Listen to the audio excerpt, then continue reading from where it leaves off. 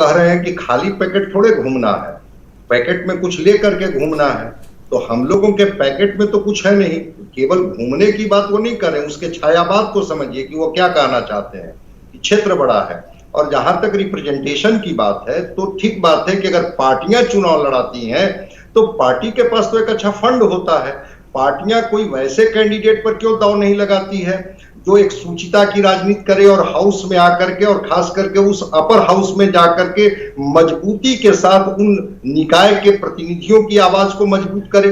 तो पार्टियां भी वैसे ही लोगों पर दांव लगाती है जिनको लगता है कि वो चुनाव अपने साधन, अपने बूते, अपने मसल्स पावर के बल पर लड़े। इसलिए वो संतोष जी जो कह रहे हैं उनका इशारा उसी तरफ है कि केवल घूमना थोड़े है, घूमने के साथ साथ उनकी जेबें भी तो मजबूत होनी चाहिए।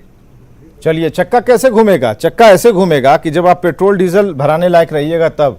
और अभी जो स्थिति है उसमें थोड़ा मुश्किल सा हो रहा है, तो आसानी से एमएलसी नहीं बना जा सकता। सभी लोग दिमाग खोल करके बैठिए। अरविंद निषाद जी भी हमारे साथ हैं, उसके बाद हम चंद्र प्रकाश जी के पास आएंगे। अरविंद निषाद जी, जरा बताइए, आपकी भी लिस्ट हम देख पा रहे हैं इस वक्त, जो बड़े बड़े पूंजीपति हैं, खनन व्यवसाय से जुड़े हुए हैं और बड़े लोग हैं। हम जो लिस्ट देख पा रहे हैं, दिनेश सिंह जी की अगर बात करें या फिर बाहुबली बिंदी यादव की पत्नी जिनको आपने दिया है, जो कि व्यवसाय निर्माण कार्य से जुड़े बिजनेसमैन हैं, तो यहाँ भी उम्मीद कम है कि हम जेडीयू से भी हमें टिकट मिल पाएगा, क्योंकि आज तो हम और संजय जी ही बात करेंगे अपने लिए। अगर उम्मीद है तो बताइए, अभी भी कुछ बच गया है तो।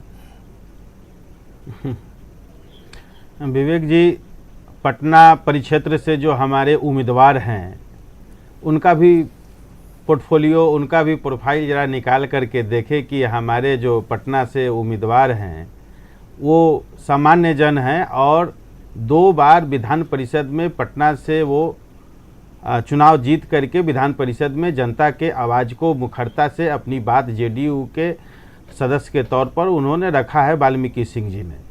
ठीक उसी प्रकार हमारे भागलपुर बांका से जो उम्मीदवार हैं विजय सिंह जी लगातार जनता के बीच में रहते रहे हैं और पार्टी ने उनको सामाजिक राजनीतिक कार्यकर्ता के तौर पर पार्टी ने उनको अपना उम्मीदवार बनाया है। अन्य क्षेत्रों में जो हमारे उम्मीदवार सलमान रागिब जी जो नवादा से लगातार 2 टर्म से वहां के प्रतिनिधित्व कर रहे हैं जेडीयू के, आपको कब मौका मिलेगा अरविंद निषाद जी? इस बार भी पार्टी ने उनको मौका दिया। आपको कब मौका मिलेगा? आप छोड़िए इतना नाम गिना रहे हैं, आपको कब मौका मिलेगा? आप कब एमएलसी बन रहे हैं या आपकी जेब खाली है इसलिए सिर्फ डिबेट में आइएगा? आपको बहुत बहुत धन्यवाद चिंता करने के लिए, लेकिन इसके लिए हमारा पार्टी नेतृत्व सक्षम है और पार्टी नेतृत्व सभी चीज़ों पर पैनी निगाह और नज़र रखा जाता है। पार्टी नेतृत्व समय समय पर ऐसे कार्यकर्ताओं को, नेताओं को अपने समयानुसार जगह पर भेजती है और उनका मूल्यांकन कर करके अच्छे जगह पर नामित करती है। ये हमारी ही पार्टी है जहां परिवारवाद और जहां धनबल को प्राथमिकता नहीं दी जाती है। जेडीयू एकमात्र ऐसा है जो परिवारवाद से परे पार्टी है और परिवारवाद से परी पार्टी माने अलग पार्टी है और यहाँ पर कार्यकर्ताओं को प्राथमिकता दी जाती है। ये इस बीजेपी भी यही डायलॉग कहेगी। तो हम जरा आपकी टिप्पणी के बाद डॉक्टर संजय कुमार के पास भी चले जाते हैं। हम लेते रहेंगे क्योंकि आज समीक्षक के तौर पर डॉक्टर संजय कुमार और हम बड़ी आस भरी निगाहों से आप लोगों को देख रहे हैं और आप लोगों की स्थिति को भी भांपने की कोशिश कर रहे हैं कि पहले तो आपका नंबर आएगा ना, फिर हम पीछे लाइन में खड़े हैं। डॉक्टर संजय कुमार जी, जरा एक छोटी सी टिप्पणी इस पर हो जाए। नहीं, आपने ठीक अरविंद जी से पूछा कि आप भी तो लंबे दिनों से संघर्ष कर रहे हैं और अगर पार्टी अब समझती इनसे योग्य कैंडिडेट कौन होता, जरा पार्टी दांव लगा देती। अगर कार्यकर्ता पर आधारित ही पार्टी है और इस चुनाव में धनबल का कोई बहुत महत्व नहीं है, तो अरविंद जी को क्यों नहीं कहीं से किसी क्षेत्र से पार्टी ने अपना उम्मीदवार घोषित किया? अरविंद जी को भी कह दिया जाता है कि भाई आप पैदल घूमिए, ये तो सुबह से शाम तक घूमने वाले आदमी हैं। देखिए, वास्तविकता को स्वीकार करना होगा। हर पार्टियां जो है वो उससे जरा भी ट्विस्ट होने के लिए तैयार नहीं है। बातें चाहे प्रिंसिपल की जितनी पार्टियां कर ले, लेकिन जा करके ठहर रही है इस चुनाव में वैसे लोगों पर जिनकी गठरी मजबूत है।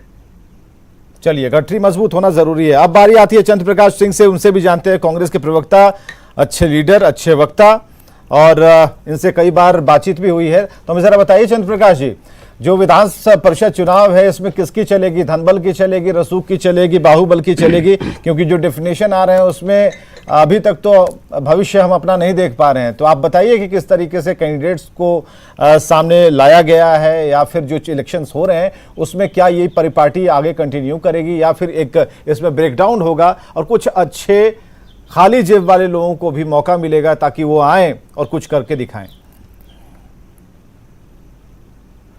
देखिए विवेक जी, आपने बड़ा अच्छा एक डिबेट, इस लोकतंत्र की जो प्रक्रिया है, परंपरा है, उसमें आपने एक अच्छा मुद्दा उठाया है कि धनबल का। देखिए ये जो बातें आज चल रही है विधान परिषद के लोकल बॉडीज के माध्यम से जो चुनाव हो रहा है और उनका प्रतिनिधित्व विधान परिषद में होगा, तो जैसा संजय जी ने कहा या आप भी कह रहे हैं, इसमें देखिए रसूखदार, मालदार, दमदार या जो और दार जितना लगा दीजिए, वो जितना विशेषण दार वाला होगा उतने ही मजबूत उनका कैंडिडेचर होगा और उतने ही उनके जीतने की संभावना ज़्यादा होगी। हम तो देखिए इसमें स्वीकार करने में कोई हर्ज नहीं है कि चुनाव की प्रक्रिया के पहले ही, नॉमिनेशन के पहले ही कैंडिडेट को लेकर के विभिन्न राजनीतिक दलों में जब चर्चा होती है या हो रही थी, तो उस समय लोग यही कह रहे थे कि भाई किसी ने कहा कि अरे फलां पार्टी का कैंडिडेट तो अभी से बांटना शुरू कर दिया, और दूसरे ने कहा कि भाई दूसरा आएगा तो उससे कुछ ज़्यादा बांटेगा। तो देखिए सत्य जो है ना उसको स्वीकार करना है। ये जो लोकल बॉडीज़ के रिप्रेजेंटेटिव को लेकर के जो चुनाव है, विधान परिषद में जाने का जो एक रास्ता, मार्ग प्रशस्त किया गया है, इसमें अगर कोई चाहेगा कि आम आदमी या कोई साधारण कार्यकर्ता राजनीतिक दल का, अब जैसे मान लो हमको अगर पार्टी कहती भी कि आपको टिकट दे रहे हैं आप लड़िए, तो हम कहते हैं कि भाई ये चुनाव हम नहीं लड़ेंगे, कोई और चुनाव में अपनी किस्मत आजमाएंगे। क्योंकि इसमें तो आपको अगर धन नहीं है और आपकी क्षमता अगर उतना नहीं, तो बीजेपी और जेडीयू वाले तो चंद्रप्रकाश जी कह रहे हैं कि नहीं, चुनाव लड़ना ही उन्होंने गिना दिया, पढ़े लिखे, सीए, बढ़िया योग्य सारे जुझारू। हम उनके नहीं देखिए, मैं तो कह रहा हूं विवेक जी ना कि हम दूसरे पार्टी के कैंडिडेट के बारे में कोई चर्चा करना नहीं चाहते। ये आम लोगों में धारणा है, पार्टी के कोई प्रवक्ता, पार्टी का कोई नेता तो अपने पार्टी के पक्ष में बात रखेगा ही, स्वाभाविक है, उनको रखना है।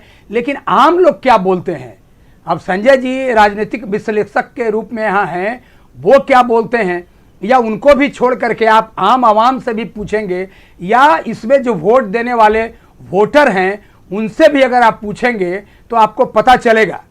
आप देखिए ना कि राजनीतिक दलों के तरफ से कैंडिडेट तो दिया गया है, लेकिन क्या कितना प्रभाव राजनीतिक दल का उसमें चलेगा, या जो पार्टी के उम्मीदवार हैं वो कितना अपना उसमें जताएंगे, ये सब भी है प्रभाव। लेकिन मालदार